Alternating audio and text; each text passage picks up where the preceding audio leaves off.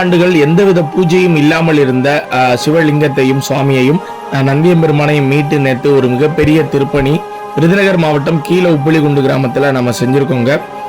பிற்கால பாண்டியர்கள் வழிபட்ட சுவாமி அப்படின்னு இந்த சுவாமியை சொல்கிறாங்க.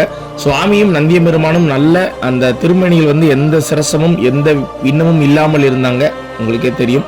அதனால் சுவாமியை மீட்டெடுக்கணும் அப்படின்னு நம்ம சொல்லியிருந்தோம். அதே மாதிரி நேற்று அக்டோபர் 2ஆம் தேதி மீட்டெடுத்தாச்சு.